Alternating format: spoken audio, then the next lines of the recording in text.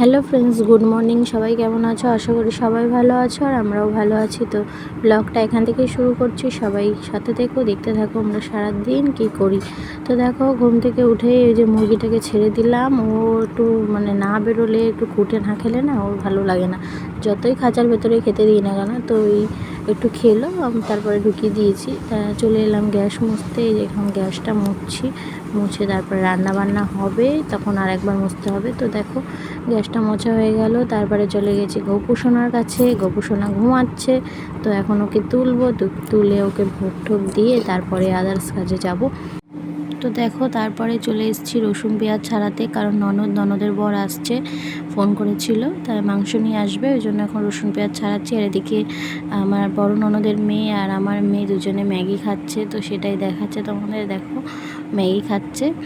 তো তারপরে দেখো, মাংস নিয়ে চলেও এসেছি, আর আজকে মাটন হবে। তো এই যে সেটাই আমি ধুচ্ছি, আর মা রান্না করবে, আমি আবার ওদের সাথে একটু বেরোবো বাজারের দিকে।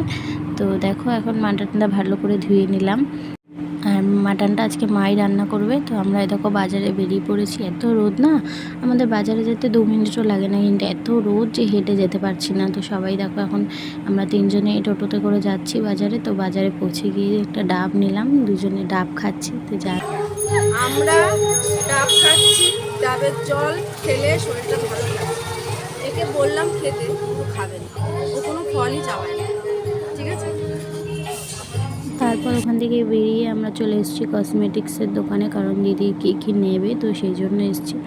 তো দেখো, দিদি দেখছে এদিকে। তারপরে আমাদের কমপ্লিট হয়ে গেছে নেওয়া, আমি বাড়িও চলে এসেছি। এবারে এসে ঠাকুমাকে বলছি একটু স্পা করে দাও, তাহলে আর পার্লারে যেতে হবে না খালি খালি। তো তাই নিয়ে একটু হাসাহাসি করছিলাম, আর ঠাকুমা এদিকে ভালো করে স্পাটা করে দিচ্ছিলো। তো পার্লারে করাটা একরকম, আর বাড়িতে করা একরকম, তো ঠিক আছে। তো তারপরে দেখো, এদিকে মাটন রান্না করাও হয়ে গেছে। তো কী কী রান্না হলো তোমাদের সঙ্গে দেখাচ্ছি। মাটন ওদিকে হলো, এদিকে চাটনি, শাক ভাজা, আর একটা মাছ ছিল, আর এদিকে টক ডাল আর ভাত। তো এই হচ্ছে আজকের রান্না।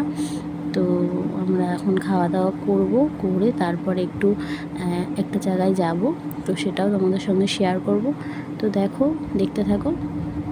তো দেখো, তারপরে সন্ধ্যাবেলা আমরা বেরিয়ে পড়েছি হনুমান মন্দিরে। আমাদের বাড়ির থেকে খুব একটা দূরে না, কাছেই। তো দেখো, ওই যে হনুমান মন্দিরের সামনে। তো এই যে একদিন তোমাদের ভালো করে দেখাবো, তাড়াহুড়োতে আর অতটা ভালো করে দেখানো হয়নি।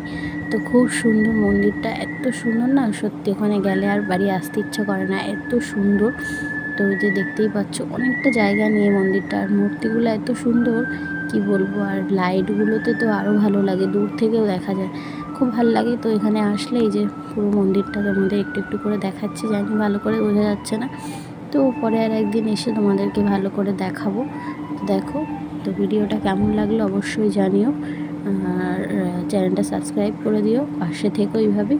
তো দেখা হবে পরের একটা ভিডিওতে, ততক্ষণের জন্য ভালো।